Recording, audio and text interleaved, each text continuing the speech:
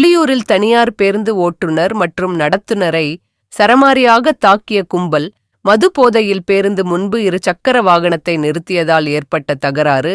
நடத்துனரின் பணப்பையில் இருந்த 21,000 களவாடிய கும்பல் கிருஷ்ணகிரி மாவட்டம் போச்சம்பள்ளி அடுத்த புலியூர் கிராமத்தில் பேருந்து ஓட்டுநர் மற்றும் நடத்துனரை சரமாரியாக தாக்குதல் நடத்திய கும்பலால் பெரும் பரபரப்பு ஏற்பட்டுள்ளது. புலியூர் அடுத்த கோட்டப்பட்டி கிராமத்தை சேர்ந்தவர் கிருஷ்ணன், வயது 47.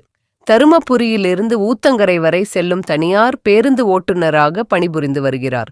இதே பேருந்தில் ஆறுமுகம், வயது 37 என்பவர் நடத்துனராக பணிபுரிந்து வருகிறார். நேற்று மாலை தருமபுரியிலிருந்து ஊத்தங்கரை நோக்கி சென்று கொண்டிருந்தபோது புலியூர் பேருந்து நிறுத்தத்தில் பேருந்து நிறுத்தி பயணிகளை இறக்கிவிட்டுள்ளார்.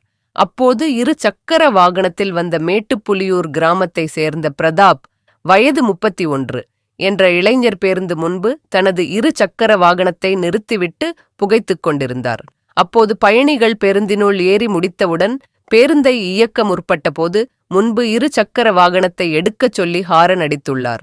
அதற்கு மதுபோதையில் இருந்த பிரதாப் தொடர்ந்து எதற்காக ஹாரன் அடிக்கிறீர்கள் என வாக்குவாதத்தில் ஈடுபட்டதோடு ஓட்டுநரை வசைபாடியுள்ளார்.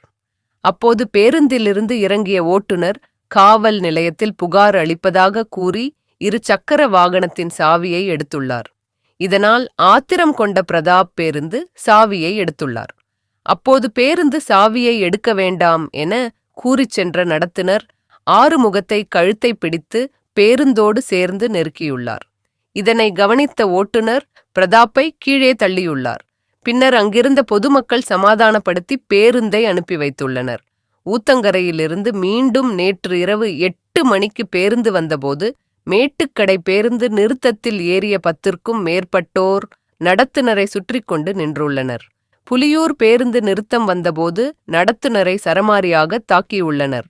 கூட்டத்தில் இருந்த ஒருவன் கையில் போட்டிருக்கும் இரும்பு காப்பால் நடத்துனரின் கண் பகுதியில் பலமாக தாக்கியதில் இரத்த வெள்ளத்தில் சரிந்துள்ளார்.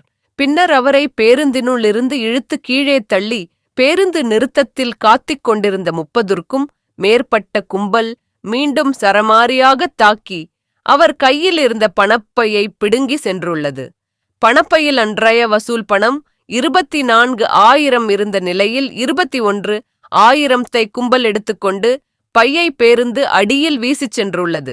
அதே நேரத்தில் ஓட்டுநர் அருகே இருந்த 3 ஆண்கள் மற்றும் 2 பெண்கள் ஓட்டுநர் கிருஷ்ணனை சரமாரியாக தாக்கியுள்ளனர். பெண்கள் இருவரும் கன்னத்தில் அறைந்து கொண்டிருந்த போது மற்ற 3வரும் காலால் ஓட்டுநரின் அந்தரங்க பகுதியில் மிக பலமாக தாக்கியுள்ளனர். இதற்குள்ளாக விபரம் அறிந்து நிகழ்விடத்திற்கு விரைந்து வந்த பாரூர் போலீசாரை கண்டதும் பிரதாப் கூட்டி வந்த கும்பல் ஓடி மறைந்து கொண்டது. பின்னர் படுகாயமடைந்திருந்த ஓட்டுநர் மற்றும் நடத்துனர் இருவரையும் மீட்டு 108 ஆம்புலன்ஸ் மூலம் போச்சம்பள்ளி அரசு பொது மருத்துவமனையில் அனுமதித்தனர்.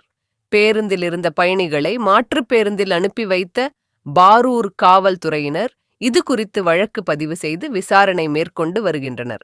பிரதாப் தலைமையில் 30க்கும் மேற்பட்ட கும்பலை போலீசார் வலை வீசி தேடி வருகின்றனர்.